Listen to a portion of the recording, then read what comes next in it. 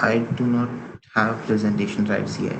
Oh, just a second. I'll just tell the person to give you the rights. Just a second.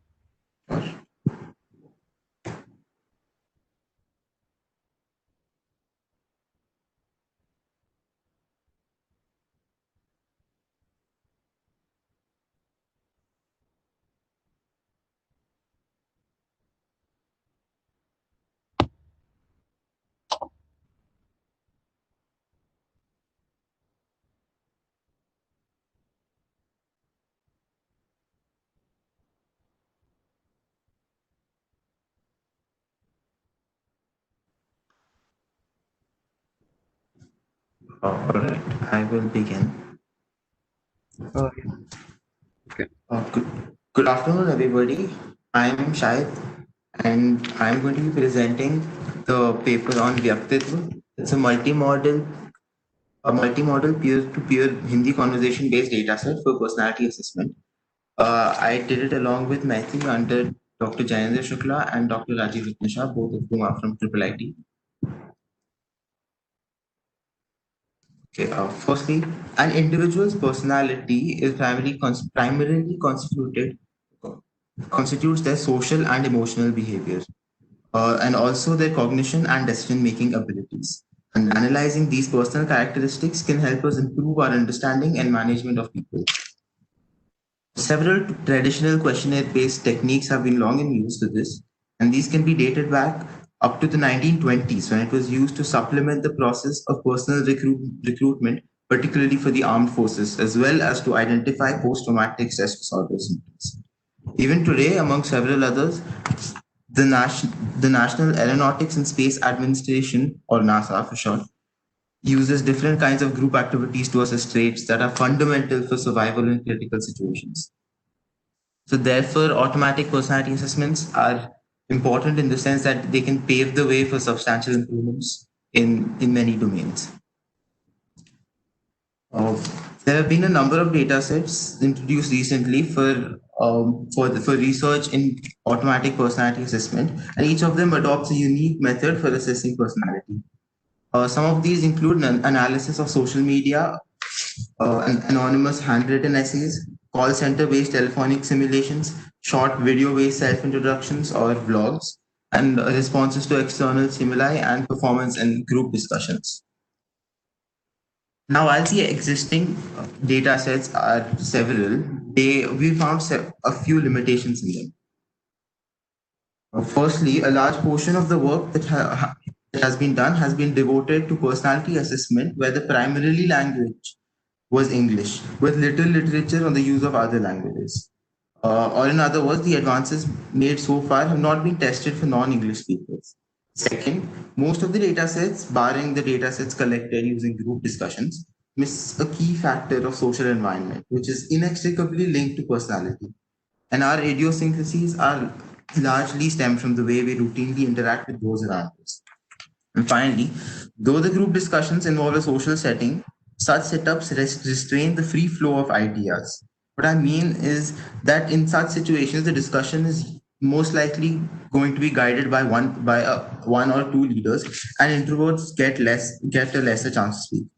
Furthermore, in order to be accepted by the group and avoid feeling singled out, individuals may conform to the majority opinion of the group. So the emphasis is on acceptance by the group.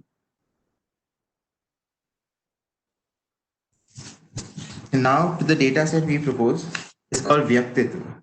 We propose a novel peer-to-peer interaction-based multimodal data set for assessment of personality traits.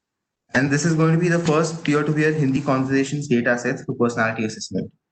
We created a data set to analyze the individual behavior in an unrestrained setting where the participants are at liberty to guide their conversations and react openly and without any formal criteria of judgment that may exist in the above data sets that I just mentioned. And a total of 38 participants took part in the creation of this data set, giving us 25 conversations of around 16.5 minutes each, and resulting in a total of more than 700 minutes of multimodal content. These are a few shots which were extracted from the videos we took. And some of the things included in the data set are time synchronized high quality video and audio recordings, And we also provide manual transcriptions of the conversations in English along with lexical annotations. I've shown some of the lexical annotations in the table, and the transcribers were recruited from a university and were all native Hindi speakers. They had also received formal education for both Hindi and English, so their proficiency level was well established. Now, along with high quality video, audio, and transcriptions of the conversations, we have also included rich socio-demographic indicators like age, employment status, family income, parents' qualification, and also whether they stay in an urban area or a rural area, and the number of siblings, and their public speaking and writing proficiencies, and their social media usage, and also their cultural inclination. And finally, this data set is mainly for uh, research in automatic personality assessments, we have included the big five personality traits that were obtained using a questionnaire developed by Goldberg and Lewis in 1992. I've shown the five personality traits and I will briefly go over them. So firstly, extraversion is a personality trait that indicates how sociable and gregarious an individual is. This would a person scoring high on the scale would probably prefer the company of others, and while a person scoring a little lower on the scale finds more comfort on being by themselves. Second, neuroticism. This corresponds to the emotional stability of a person and whether someone is easily anxious or they remain calm and confident. Next up, agreeableness. This is the trait highlighted in orange in the pie chart. This is the trait that determines the trustworthiness and geniality of a person. The fourth personality trait, conscientiousness. This is the trait highlighted in blue. This trait focuses on the work ethic and discipline in a person's character and how goal oriented they are, as opposed to being a little more laid back.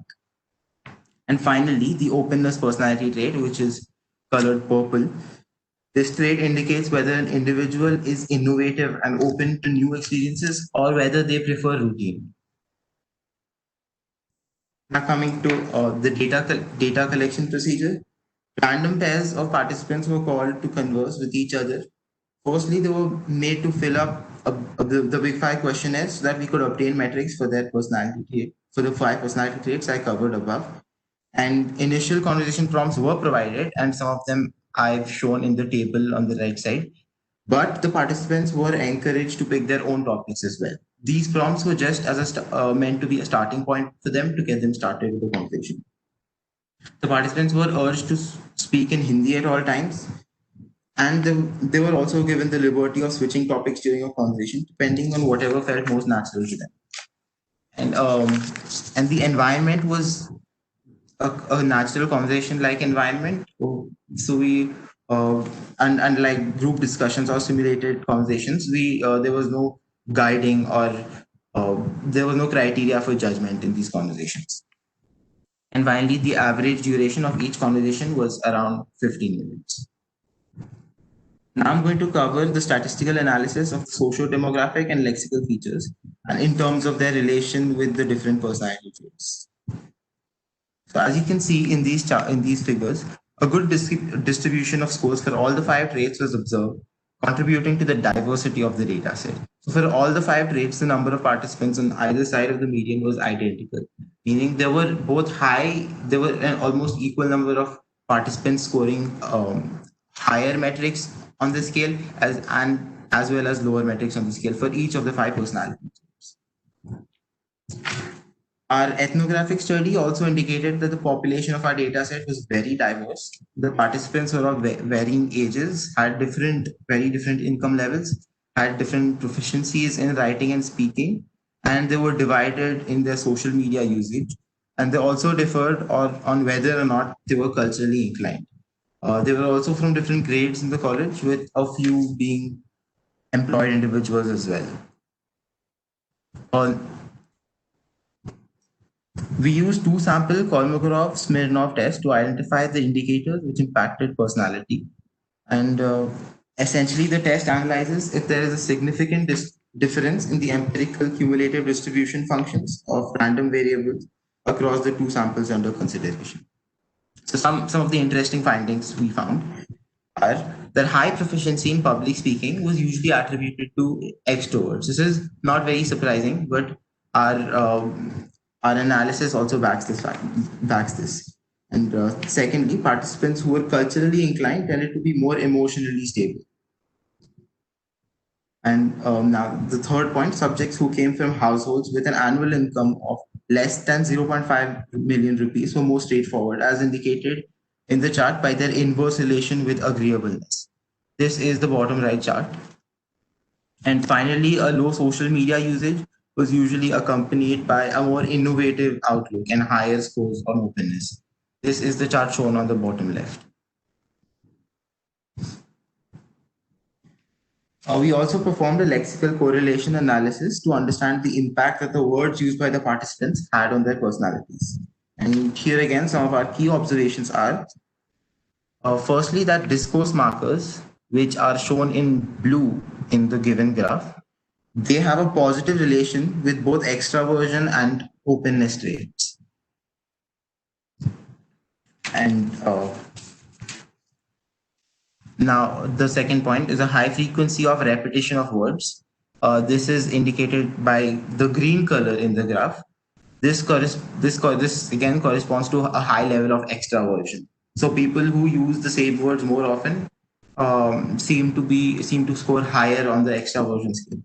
And but the frequency of repetition, the green bar again, it also has a negative impact on neuroticism.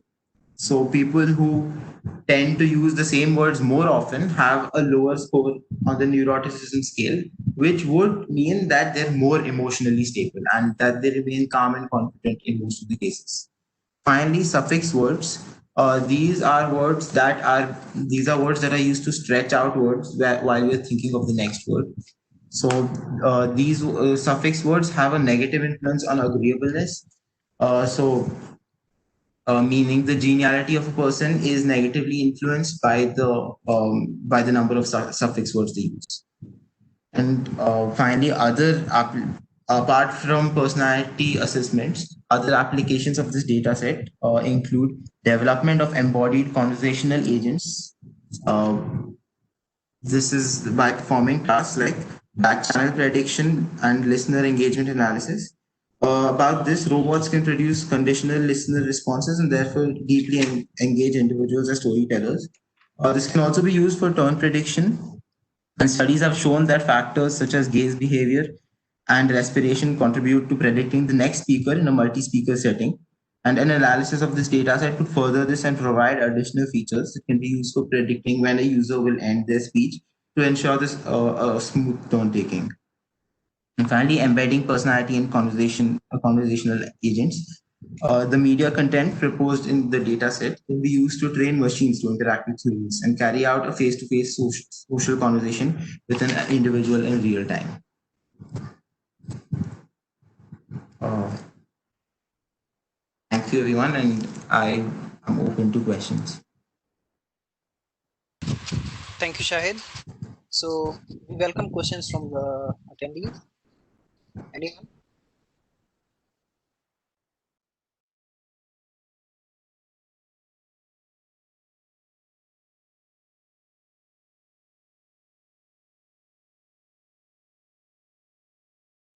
Any questions?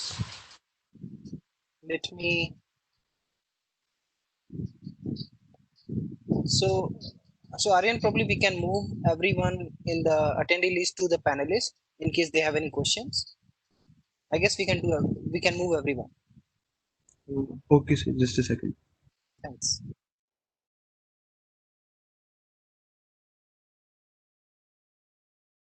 Sir, we've done that. Pranay, you have any questions?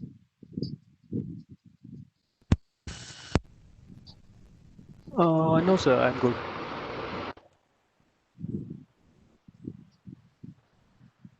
Monty, sir, any questions?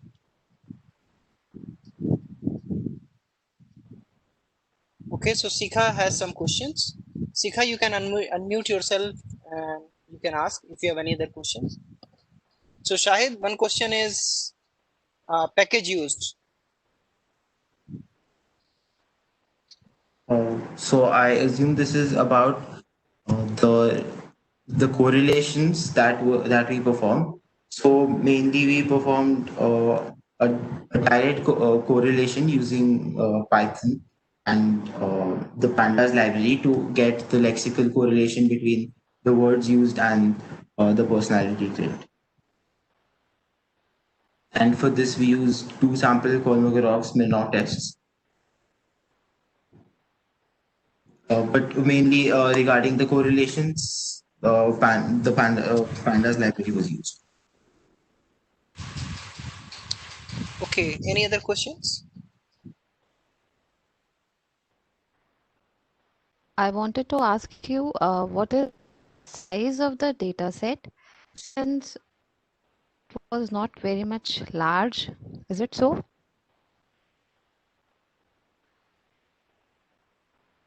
Sorry, I didn't get the complete question. Could you please repeat it once again? What was the size of the data set that you have used?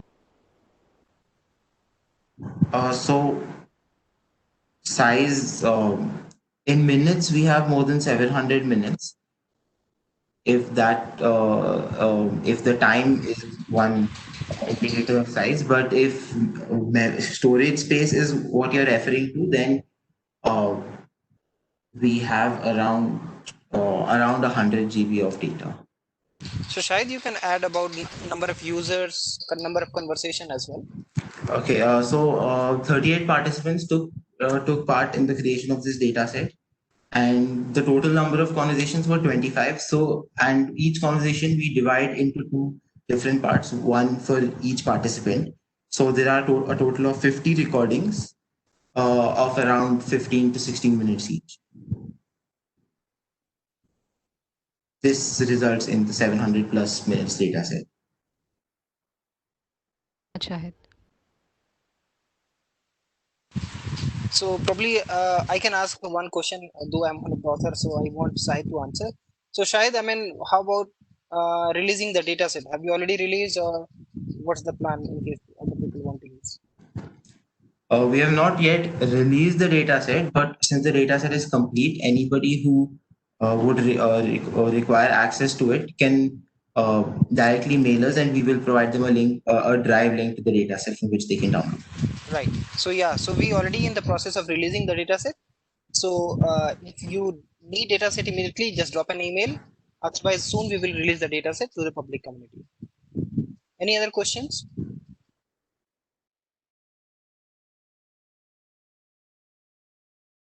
Okay, if not, then thank you so much. And I request the next authors to present the paper. So who will be presenting, Akash, Shivam, or Pranay? Who would like to share the presentation? I'll share the presentation, Sure, and got it. me, Akash, Yeah, and yeah, that's Shivam fine. will. Yeah. Yeah, so Aryan, please make Pranay as a presenter. Yes, so we have. Pranay, can you try if you can present? Yeah, yeah.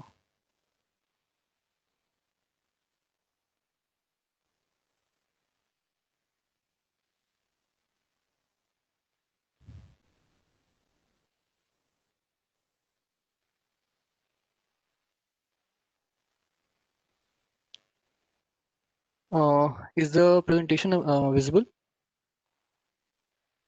Yes. Yes, it is. Yeah, please use the full screen mode. Yeah.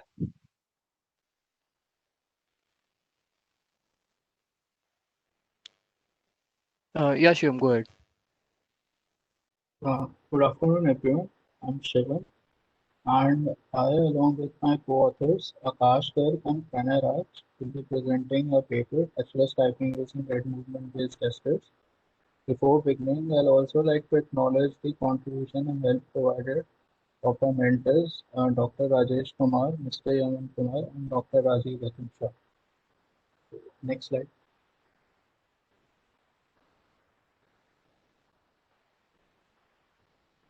So, traditionally, the input devices which we have been using throughout the world have mostly consisted of mouse and keyboard, and lately even the touch-based devices have also come up. But these devices do pose a huge problem for people who cannot use their limb, and this can be due to various reasons, like they may be suffering from upper limb paralysis or having a deformed limb, or having damaged fingers or hand, and various other disabilities. So what is the solution for this? Next slide. So as we can see, quite a few solutions exist in which we don't have to use any physical limb movement.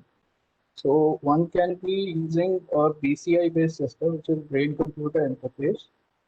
And in this, the EEG signal of our brain are used to translate the thought process into a movement or any word. But this requires a very large number of electrodes and is not feasible to use in a real world setup. Other can be using an eye tracking based software, but this also can cause a lot of strain to the eye and is very slow to use. We can also have a lip reading based system, but as of now, they are not very much feasible in the real world. One which is very much in use in current day is speech recognition. But this also poses a problem due to it being a language dependent. So we have to train the model for each and every language for the usage. Next slide.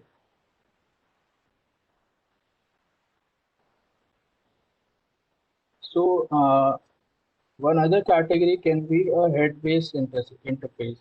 Now in this, basically a person uses his head to control the movement of a cursor or type any input word.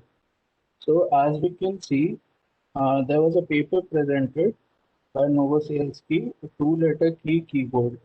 So in this, a person basically uses his head to first select the cluster on the keyboard, and in the next step, he selects the subclusters and finally the word. Similarly, there are papers in which we use our head to move the mouse pointer and then select the keyboard. As we can see, Jitu had presented a paper in which the face was tracked through visual face tracking, and similarly, M. Nabati had presented a paper in which head pose estimation was used to move the to track the head movement. One thing to note in all these techniques is that these all are selection-based technique. So only for selecting one character, a lot of effort is required. Next slide.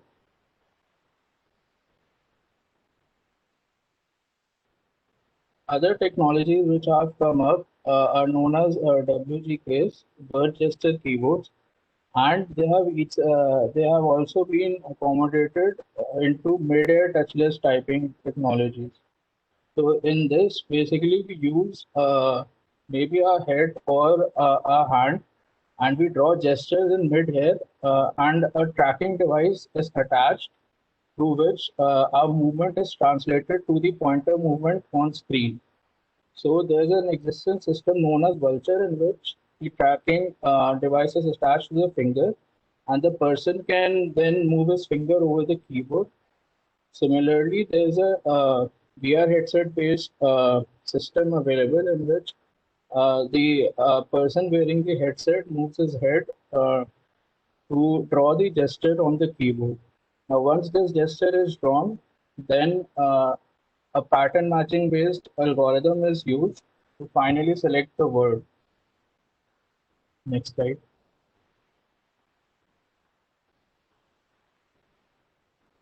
So, as we could see in the previous slide, they were using a lot of very expensive headgear, which is not feasible for general public to buy and is not available off the shelf.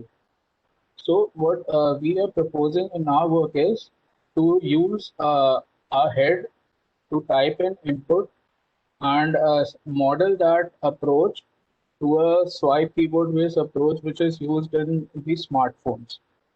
So we used a regular QWERTY keyboard and didn't modify it. It's just that we divided the keyboard into 9 different color coded clusters. So essentially what we're doing is we record the video of a person. The person moves his head in the direction he wants to type, looking over each of the cluster to which the letter belongs. We then use a deep learning model which does a sequence to sequence translation.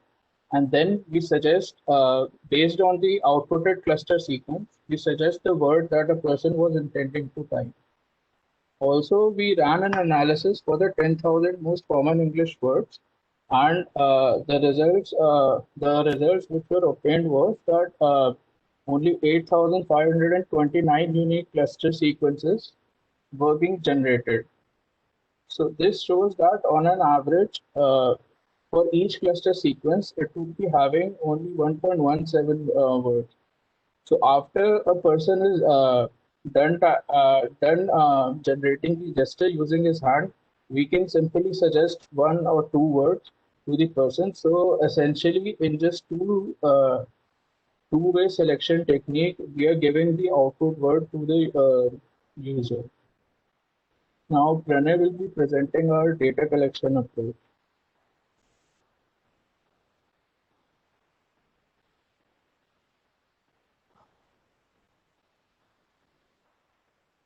Am I audible?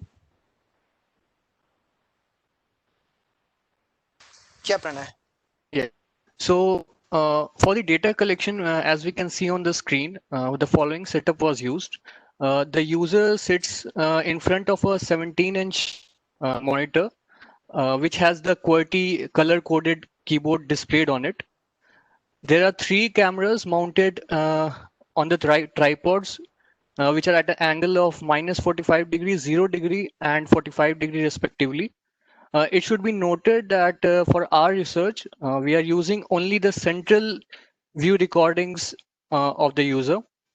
The user also wore a Muse 2 headband on his forehead, which was connected through a Muse app, which was installed in another mobile device. So, and there was one keyboard which was used by the user to control the starting and stopping of the recording, which was connected to a moderator's laptop. This laptop had a Python script running to ensure that the video started recording simultaneously in each of the camera 1, camera 2, and camera 3.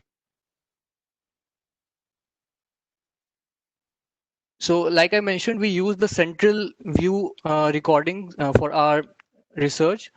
So total of 25 users volunteered for this data collection, out of which 16 were male and 9 were female. We discarded 3 user data because of some discrepancies, such as the user start and stopped the video before the whole word was traced. So each user recorded 3 samples for the 20 words, 10 phrases, and 5 sentences each. So we had a total of 2,310 video samples. The words, phrases, and the sentences can be seen on the screen. So the data collection procedure involved the moderator telling the user the word, phrase, or sentence beforehand. And when the user is ready, he will press enter on the keyboard and he will move his head, uh, tracing the clusters according to the word, phrase, or sentence. And when he is done, he'll press enter again to stop the recording.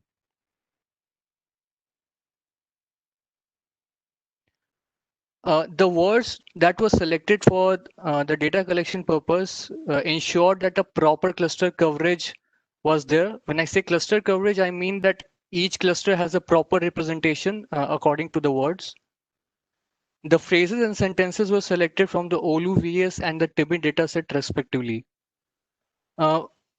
We can see in the slide that this gesture per minute graph, basically one gesture means when a user moves his head from one cluster to another, that is counted as one gesture.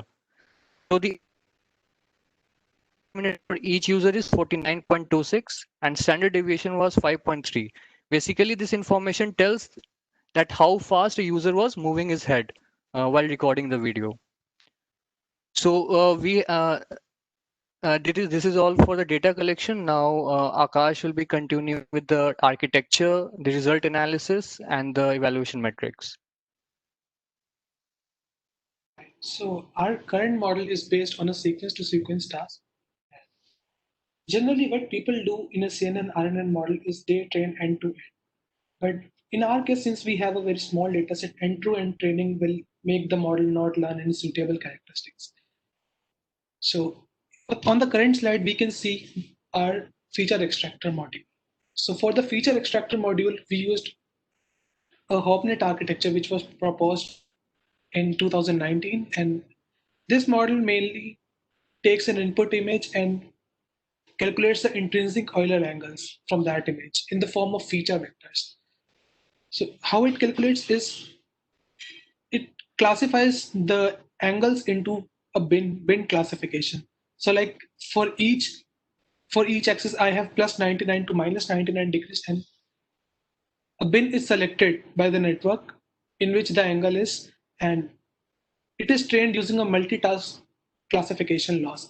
First, the cross entropy loss is calculated between the feature vector, and from the feature vector, we compute the expectation of that value and then compute the mean squared error loss. These two losses are combined and back propagated in a multitask manner. So for our task, we used a 300W LP dataset, which is publicly available, and it is trained on a wide variety of large pose face images. Next slide. So we can see how the HOPNet works. So for an input frame, it calculates the three Euler angles, and the visual representation here is constructed from the Euler angles predicted by the network. Next slide. So this is our current architecture. So we used a CNN RNN architecture, and in which we can see that we use the pre-trained HOPNet model in which the sequential frames are passed. These HOPNet models have a shared weights.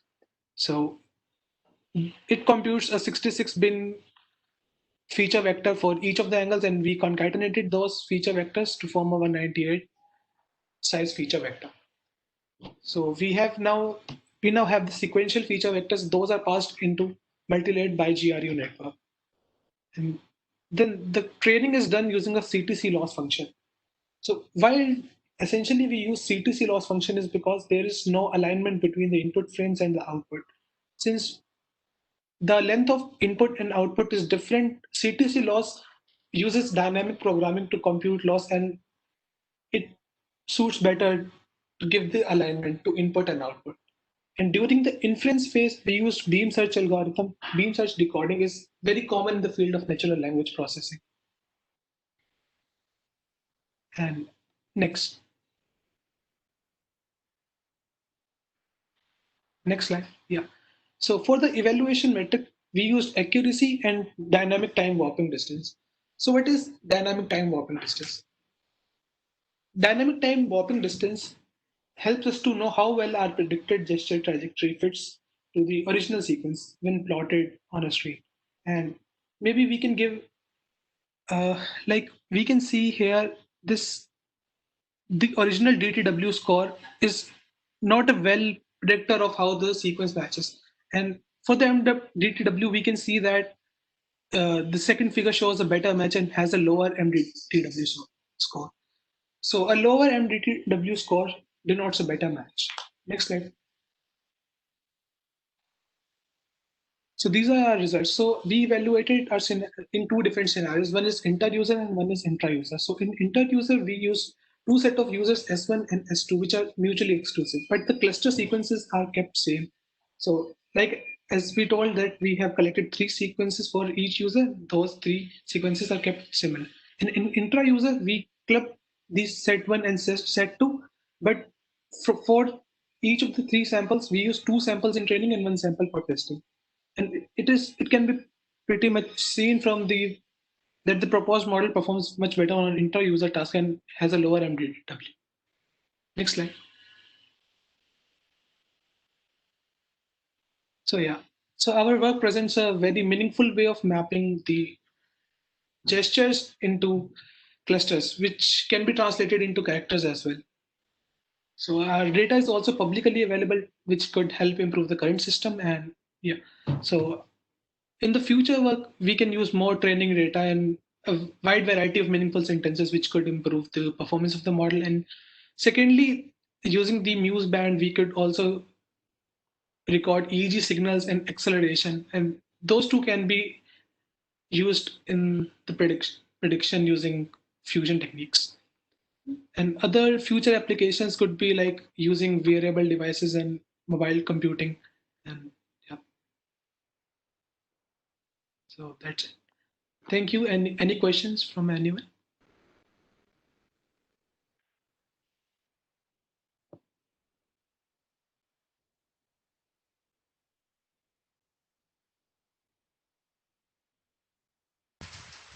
So any questions from audience or other authors?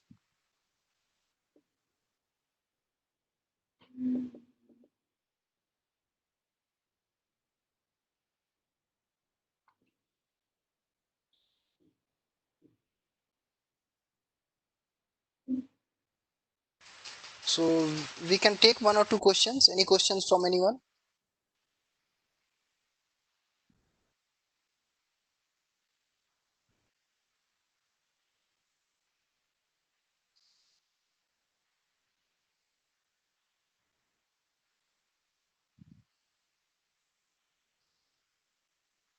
Okay, then thank you so much. So let's move for the So next I talk. guess there's Yeah, this please. question from Akanksha in the Yeah, Q&A please. section.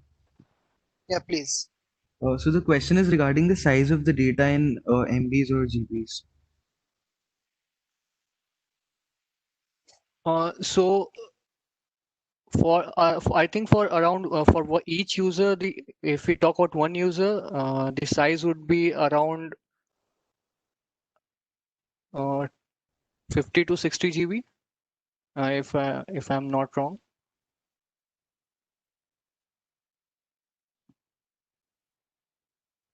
The data was recorded for 30 FPS in SD quality. So yeah. Yeah, the overall data set is pretty huge. And I think the data set, the multi-view is huge, and the middle view, which we have cropped also, so it's not that huge, but it still goes to around 200 to 250 GB in compressed state.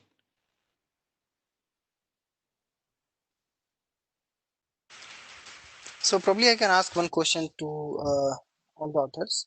So considering, I mean, the data set size is quite huge, right?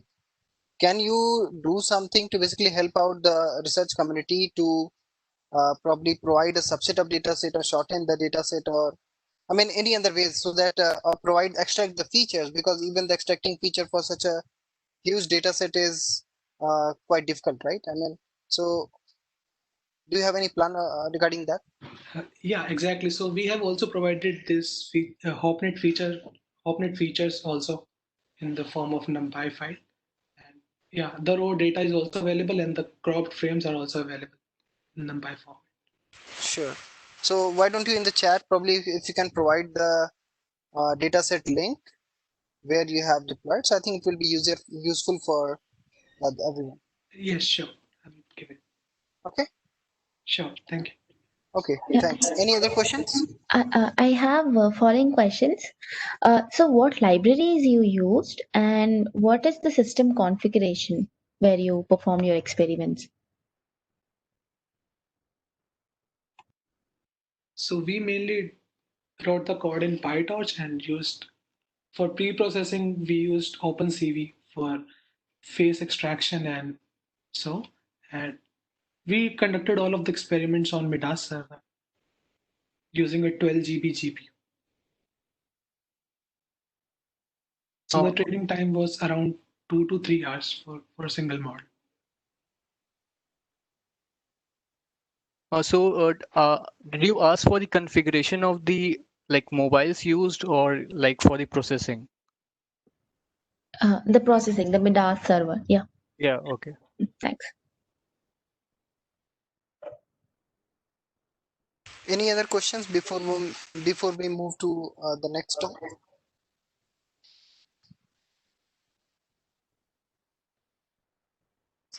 Okay, if not, I then have I a, request. Yeah, please carry on. yeah, so the inference is real time or not? Basically, the conversion to the text you are doing.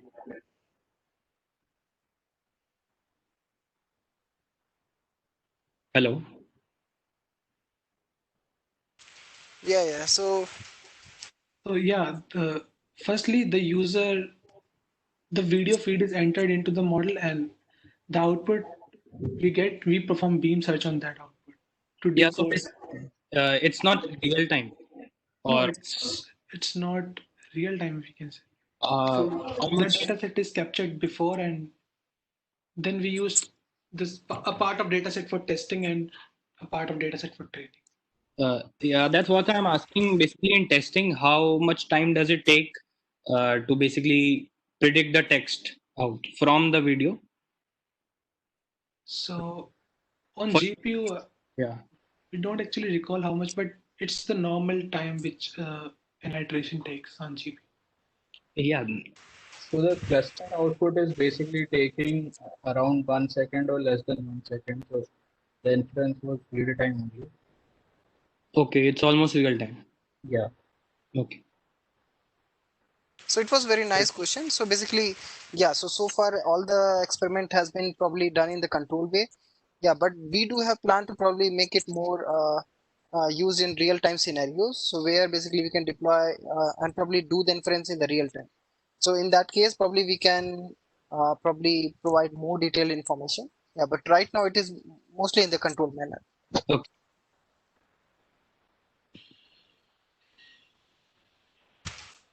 Okay, so thanks. I believe there is no questions for the authors. So I request Dr. Manranjan Mohanty to present his paper. So Aryan, please make Dr. Mohanty as the presenter. Yes, sir, we've done that.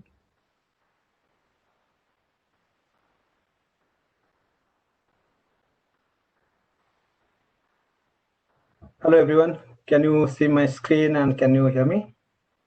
Yeah, Dr. Mohanty. Okay, thanks Rajiv for the introduction and thank you everyone for your time. So before moving ahead, let me adjust a little bit, right? So the topic that I'm going to talk today is really about seamless authentication for online teaching and meeting. And this was done in partnership with University of Sydney. I work with University of Technology Sydney, which is UTS. Okay, and this platform actually new for me. I hope it will work. Right. So, I mean, all of we know that due to COVID, there are restrictions, and due to which the normal face-to-face teaching is being done with online tools, right? That we call as online teaching, and same also true for online meetings, right? So due to that, video conferencing tools such as Zoom, WebEx to a certain extent, then Google Meet is coming up. So there are a few others as well, has become very, very popular, right? But particularly Zoom, which has kind of become really popular and it's growing every day. And like some economists say that it's Zoom booming because it has just grown exponentially, right? So if we just see why Zoom become so popular, where there were technologies or tools like Skype was there, WebEx was there. In fact, the founder of Zoom was a employee in WebEx, right? Cisco employee. And then there are some other tools. Then if we just ask this question, like why Zoom become that popular? So there are multiple reasons for that. But one of the reasons, one of the main reasons actually, is its simplicity, right? So unlike WebEx, for which I have to log in and then install something, and similarly for Skype, we need passwords, right? Well, currently they have changed that after Zoom, but then Zoom thought that we'll do that a little differently. So what they did actually, they came up with an idea of a link, right? So which basically means that if I want to talk to you via Zoom, then you don't need an account in Zoom. You don't need to log in into Zoom. What I just need is I just set up the meeting and send you a link, and you can just click that link, and we're in a meeting, right? And the same was true for teaching as such, right? So that we call as simple to use. I mean, that attracted many customers. I mean, strange so, but it actually attracted many customers, and that's why Zoom was very, very popular, right? Because of this optional authentication. That's really good, like sounds really good because it's very easy to use and all, but that also came up with a lot of issues, right? So basically Zoom bombing or Zoom trolling. So well, currently it has decreased, but when Zoom was there, like during the initial stage of COVID, so you just open up any newspaper across anywhere in the world, you will find that somewhere the Zoom bombing has happened. So what exactly is Zoom bombing? Well, so since Zoom was very easy to, well, in fact, it is easy to use currently as well. Since it's very easy to use, does not need any authentication, or authentication was optional. And since it's just a link based, so if I and you are talking and somehow that link is leaked to someone else, mainly social media, then I mean, someone uninvited can also join the meeting, right? So basically, troll and hackers also joined, and it happened actually for real. It's not something we talk in like research setup, but it actually happened in the real world setup. So due to which mainly the teachings, which also included teaching with kids and children. So these trolls and hackers, they just join and then started nonsense. Like there are cases in our university also in Australia, like where like these trolls joined and they started abusing like racially, and it didn't happen with me, but with some other colleagues. And then they started showing pornography images and so on, right? So that created a problem because of this optional authentication. And again, if you're following Zoom, then like due to this kind of issues, so it created a lot of news because of this Zoom bombing. And then Zoom thought that, okay, I can provide some security, right? So they hired some people from Facebook, mainly for security thing. Then they come up with a kind of ad hoc solution for authentication where they kind of introduce password, right? But I mean, currently Zoom has that password kind of setup. Like if you are trying to join a meeting, or if you're actually hosting a meeting, you can actually have an option of this password, and that's very useful for universities where the online teaching is going on, right? But then, I mean, initially it was created in such a way that password is not required, right? It was optional. So what happens is, like, I mean, mainly in universities. So when students want to join like basically teaching, they have to log into their university account. But some students, they simply don't log into their account. They simply go to the link and they can also click that. Although university very strongly kind of suggests that, but there are students who are not following that. And then what happens is they ask the teacher to be joined as a guest, so-called guest, right? Then the thing is, if it is a small class, then the teacher knows the name, hopefully. Then the teacher can actually allow people to join as guests. But if it is a really large class, then knowing everyone's name, and I mean, it's really difficult, right? So in that case, this guest thing creates a problem. And what I'm trying to say is, although Zoom come up with some password kind of stuff, and try to make things a little bit more secure, but still there is a big issue of authentication. And in fact, I mean, I am using Zoom on my teachings, and some of the students, they also request to be joined as guest, right? And then you cannot simply deny that, right? So the thing is, yeah, so it has that issue. But the thing is, if you just sit back and think about what the main issue is, so the main issue is here, like, people don't like to use password, and that's not something very specific to Zoom. It's there for I mean, forever actually. I mean, when the password is invented, people never liked that. That's why biometric came, and some other techniques came which will help people to join or help people to be authenticated seamlessly, right? And similarly to join Zoom seamlessly.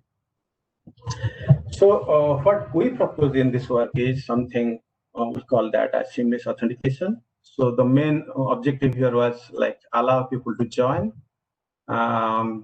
Zoom meeting and also authenticate them without requiring a password, right, or biometric. So basically without bothering the user of the Zoom, right? So that exactly people like. So what we use the technology is something called the Piano-based camera fingerprint. So the idea here is instead of authenticating the user, we are trying to authenticate the device that the user is using. For example, like the laptop or smartphone that are using to join to Zoom, right?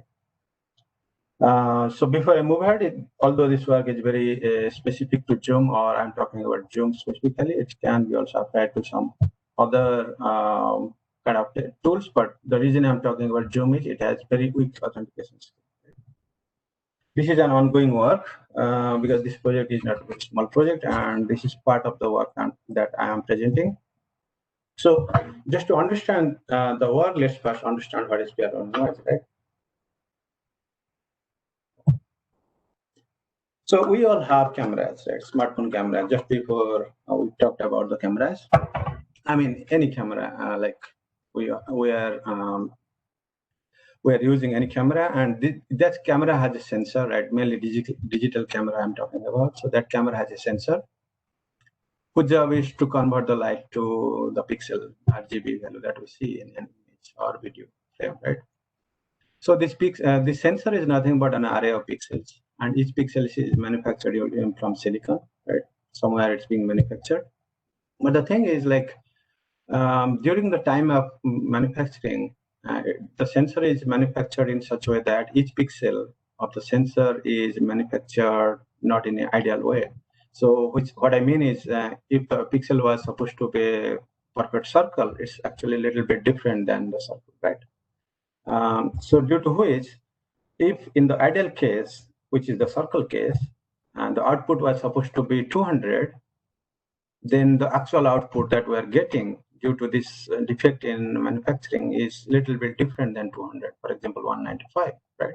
So as a result, we have an error, right? That's -5 of error. So this error is not only for one pixel, it's present in each and every pixels, right? And the error is random for each pixel. It's not it's not like uniform error in all pixels. It's random. Any pixel can have any error, right? So, but the thing is, when you basically accumulate all error of all pixels of the sensor, that gives something which is a noise, and that noise is known as PRNU, or photo response non-uniformity noise, right? So if you would take the sensor and then get the noise, and that noise can look like this, this in an image form. But one of the properties of this noise is it's very unique to each camera. What I basically mean is, so first of all, your camera has a noise, piano noise, or your camera sensor has a piano noise. My camera has sensor has a piano noise. In fact, everyone's camera sensor in this world has a piano noise, right? That's number one. And number two is no two piano noise in this world are exactly the same, right? So which means that if you are holding, that's irrespective of the camera model. So which means that if you are holding a iPhone, I don't know, iPhone X mobile, and I am holding the same model, iPhone X, the piano noise of your camera will be different than the piano noise of my camera of the smartphone, of course, right? So since this is unique to a camera, therefore it can act as a fingerprint, the similar way our hand fingerprint works, right? So, our hand, we call that as fingerprint because in our hand, those lines are very unique to us, right? So therefore it's being used for forensics, it's used for biometrics just to identify us, right? And similar way, since the PRNU noise is unique to a camera sensor, basically, that sensor, of course, is part of the camera. So therefore, that noise can act as a fingerprint for the camera that we call as the camera fingerprint, right? So, I mean, similar to our hand fingerprint, therefore camera fingerprint can be used for a number of things. And one of the thing is, which is very popularly used, is for camera attribution. So what this exactly means is, suppose you have an anonymous video and you want to know whether this video is taken by this camera or not. And for that, this PRNU can help. And first of all, for this PRNU method to work, you don't need physical access to that camera, right? It can be any video without physical accessing. So what I mean is, if you give me one video, then I can have your camera fingerprint without physically accessing your camera, right? I don't need to see your camera. I don't need to physically access your camera. So what I exactly need is a known video of your camera, right? So you just send me one video and you say that, look, this is Rajiv's video, for example, right? So then I take that video and get the frames. I mean, basically extract the frames using number of tools, like FFmpeg is one of the tools very popularly used. Then extract the frames, and then from each frame I get a noise using the denoising filter, wavelet filter, a little bit of technical things, but not that much. But yeah, I just got noise from each of these frame, then combine them, and I get the fingerprint without actually physically accessing the camera, just from one video, right? So I then store the fingerprint. And in the latter stage, if I want to know whether this anonymous video has been taken by this particular camera of a user, then I, in the same way, I get a fingerprint on this anonymous video, and then match these fingerprints, the fingerprint that I had computed earlier and the fingerprint that I have now. Then if there is a match, that need not be an exact match. So the way it matches is like, it tries to find out how similar they are. There are methods available like correlation, Pearson correlation, coefficient, then PC is another very popular one. So you just use one of them, then try to find out how similar they are, and that similarity score that you'll get from that, matching, you have to compare with a threshold, and if it is above a threshold, then you say that, look, this anonymous video has been taken by this camera, right? So above that threshold means they match, right? Okay, so that's how the PRNU being used. And since this PRNU or the camera fingerprint can be used in a way the hand fingerprint is being used, so it can also be used for authentication, right? So that exactly we did. So what we did in the proposed method is actually we use Zoom video. So when I say Zoom video, we actually didn't take the Zoom video yet, but we are planning to do that. As I said, it's ongoing work.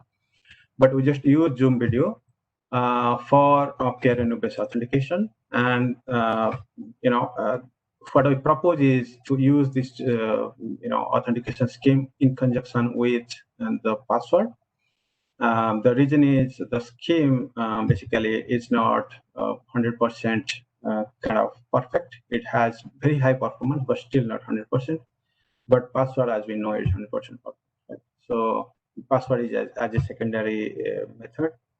Well, I'll just explain that how we did that. So mainly two steps. So one is fingerprint registration. So it's similarly collecting the fingerprint from the cameras, right? And then the authentication using fingerprint.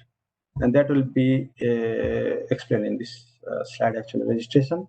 So what we basically propose is, so basically in a teaching setup where the student has to register for a course, and then they have to install a Zoom app for being able to join a teaching session. So what we propose is, this is a one-time thing. So the student, when they are installing the Zoom app, so of course the host means the teacher or the university. So the host send the Zoom app, which is a Zoom tool app, and then the user, the students have to install that, right? And that's also true for meetings. So, but I'm just taking teaching as example. And when they are installing the Zoom app will have a component of finding the video from the device and that the student is installing in. And then from the device, a fingerprint will be computed and sent to basically and the host, right? from if we have n number of students or users, so the host or the teacher will have n number of fingerprints for each device, right? So that's the registration step. And during the authentication step, so when this authentication step will happen, so that the registration is one step, done as a pre-processing step, but the authentication has to be done in the runtime, right? So registration is offline, but this has to be online or runtime kind of stuff. So when the students are requesting to join a Zoom session, basically teaching session, so what will happen is their video will be taken, and with the Zoom request, a fingerprint that has been computed using their video will be sent to the host. And then the host will, what the host will do is, it will compare this fingerprint that is getting during this running session with the fingerprint that was stored during the registration stage. And if the comparison comes as a match, then this user is actually allowed to join the teaching, right? But for the attacker, since the attacker never had sent the fingerprint earlier, right? So the host will not have a fingerprint of that, right? So the match will therefore fail, right? So if PRNO does not work, kind of, because there are some cases where the PRNO kind of may not work, right? Or basically, if it's a new kind of guest kind of request, then they have to enter a password, right? Okay, so the experiment was basically done for seeing how PRNO-based method that we actually propose can be practical or not, right? So the PRNO is not something we're proposing, it's there. We're just using that for authentication, right? So it was a small scale experiment using a front camera of 12 devices. In fact, those devices have been listed here. And the main objective of this experiment was to see how many frames from this video are required to, kind of see that this method will work, right? Because the thing is, the less the number of frames, the more the error this PRNO-based method will come up with. So therefore, we need a certain number of frames, right? But then the more the number of frames you use, then the more the number of denoising has to be done. And as a result, the time required will be more. And time here is really important, because if you are trying to join a Zoom meeting, you cannot simply wait for, 20 minutes, right? So it has to be in seconds, right? Or in fact, in milliseconds. So we try to see that actually. And for that, first of all, we try to see how many frames will be required, and we found that maybe 100 is a good number. Again, I'm saying mainly, maybe, because it's just a small scale experiment, right? So then we try to see how much time will be required. Then for 100 frames, the time is around, I would say, 40 seconds or so, right? Which is not bad, or in fact, we are not happy with that also, and we are trying to improve that. And the experiment was done using a Windows system with 32 GB RAM and 3.1 GHz of CPU. Right. So yeah, that's all. Any question you have, I'll be happy to answer.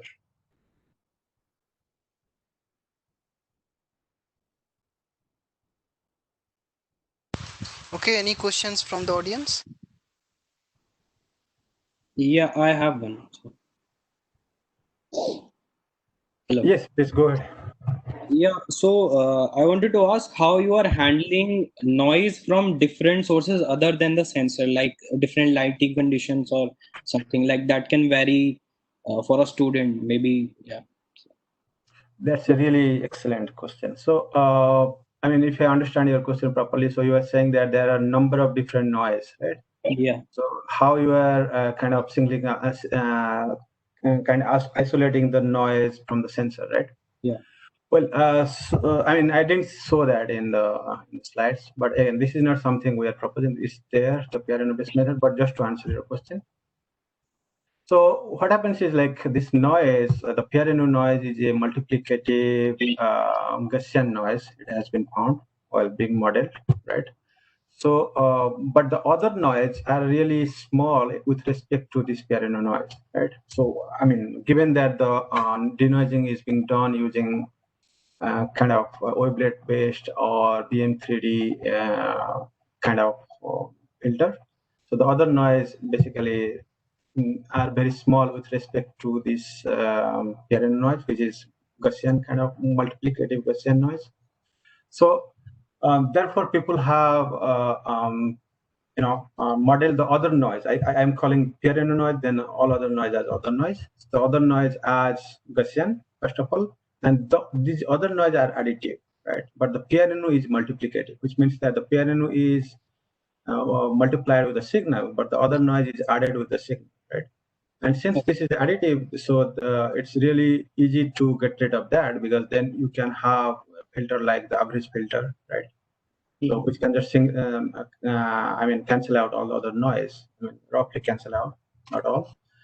But there are still some, because the way the canceling out happens, cancel out a lot of noise, but still the content has a big say in the piano noise, and some JPEG kind of noise also, mainly JPEG denoising noise and those noise, right? It also being present, but it's not very significant, I would say. Also, Okay. one more question. Yes. Yeah, sorry, in the interest of time, I guess we have one more presentation to go. So I Okay. request you to basically send your question in the chat box where the presenter can reply to you, or probably you can just email to the presenter. He will probably get back to you. So sorry about that. Yeah, that's So okay. I request the last presenter to present her paper.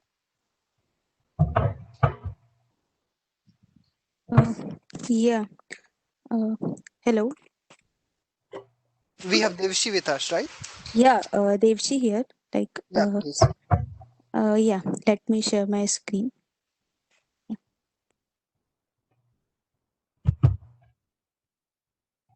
So, are you able to see the screen? Yes, we can. Yeah. So my name is Devshi Chaudhary. So today's topic for presentation is feature extraction and feature selection for emotion recognition using facial expression. So basically, I have done this with Professor Janin Shukla. So here is the motivation for the one sec. Yeah. So agenda of the today's meeting will be like motivation, what the work has been done earlier, like what are the objectives we have achieved, the methods we have used, and the results, and what are the conclusions, right? So as we all know, the emotion recognition is very important for everyone. Like emotions are play very important role for like analyzing the human behavior. So there are different ways for recognizing the emotions like facial expression, body gestures, and speech. So mainly we focus on identifying the emotion using facial expression, and due to its wide variety in human computer interaction and monitoring status and all those things. So it has become very common topic among the researchers. Yeah. So that is the motivation. Then what work has done earlier is that we conclude in earlier work the small feature set is examined. The work is done on the small feature set. Like we can say that there are the features like LBP features and Hawk features, and some edge detection methods, shift features are there for feature extraction. And if like the extracted features are huge, like uh, the vector size is large, then we have to apply feature selection.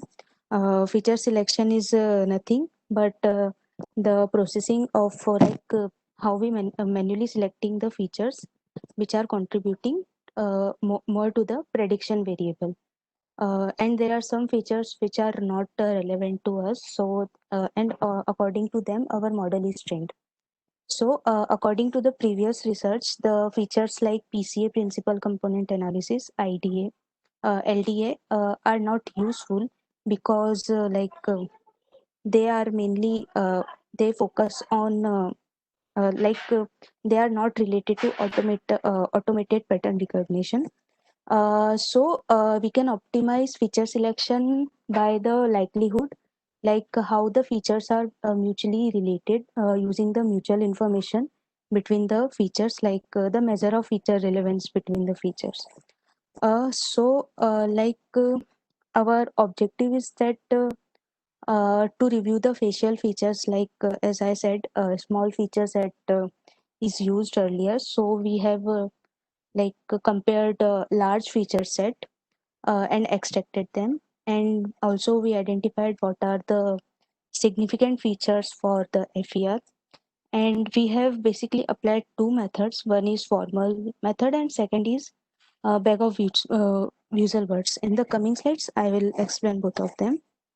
So, we have extracted following these features, like hog. It is basically nothing but the global descriptor which provides the information about gradient and magnitude of images. Then LBP, it is constructed by comparing each pixel values by surrounding its neighbor pixels. Then we have singular value decomposition.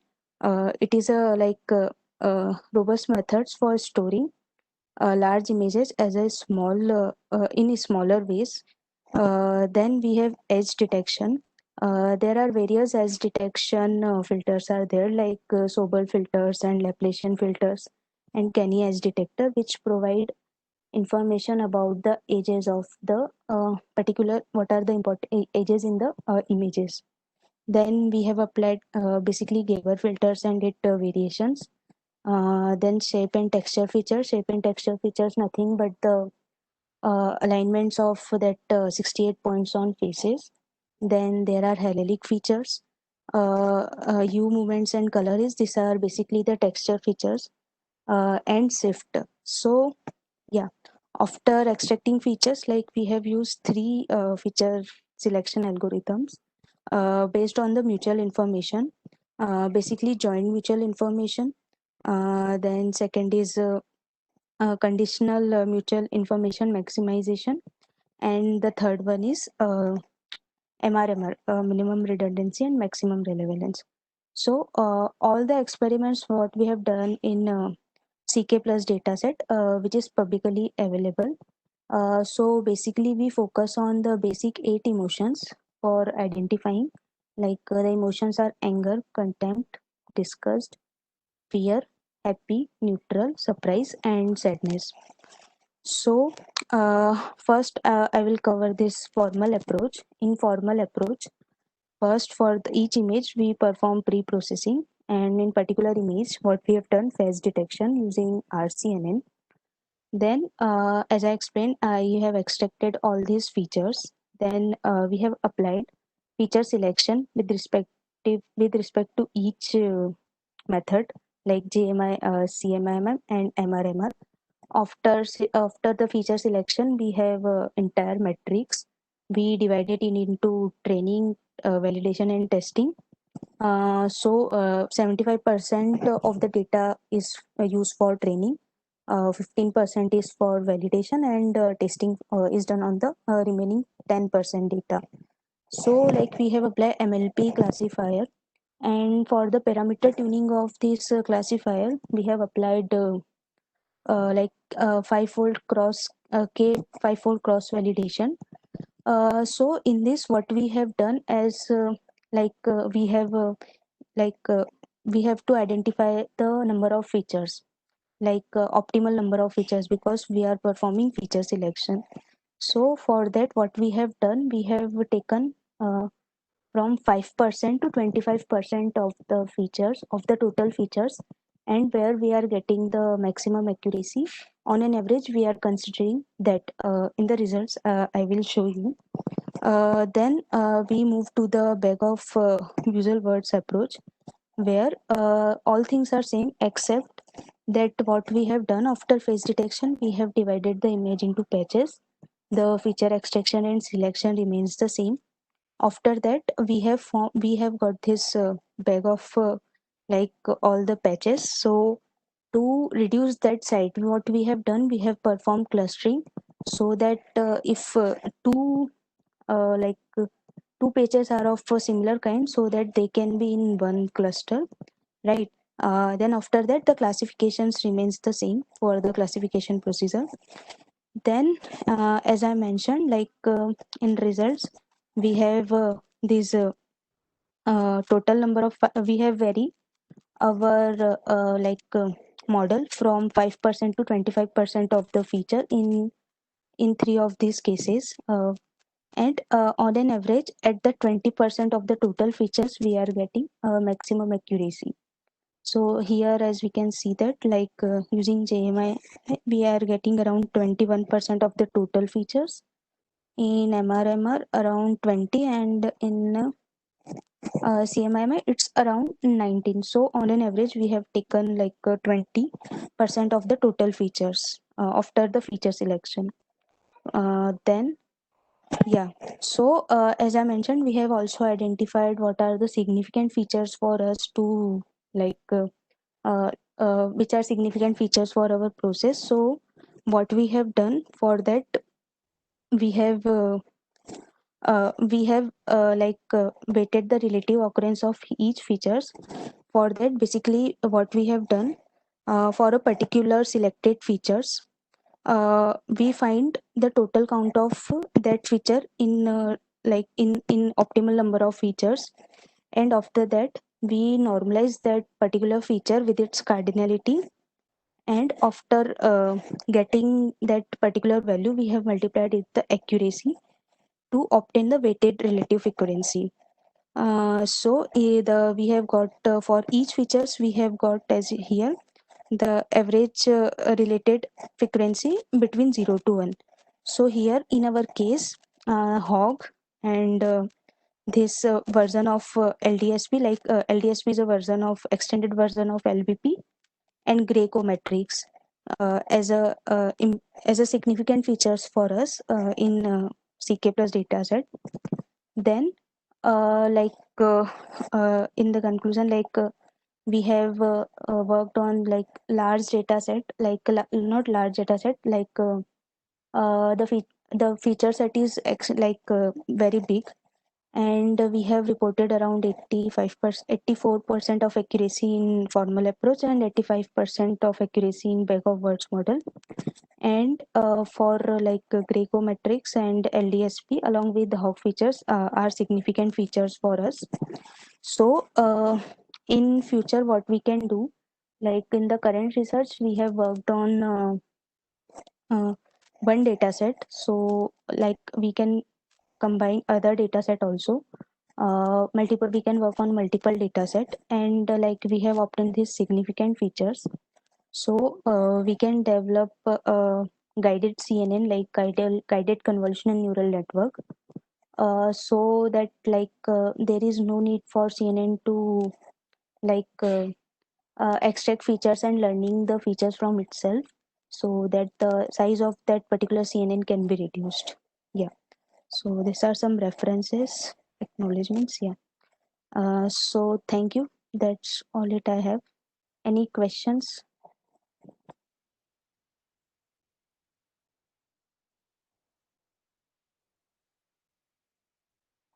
Hello.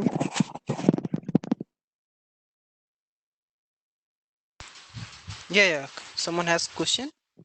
Yeah.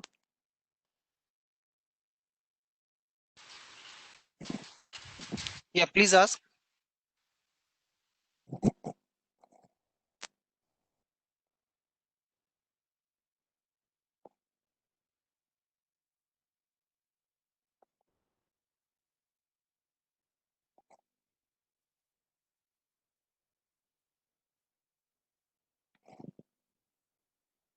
Sir, I don't think anyone has a question. Oh, okay. Okay, if not, then thank you so much. Thanks Thank for you. nice work, Devshi. And Thank you so so much. let's meet after the coffee break. Thank you so much. Thank you. Thank you. Yeah. Okay, bye. Okay, bye. So thanks, Aryan. Thanks, everyone. Bye bye. Thank you, sir.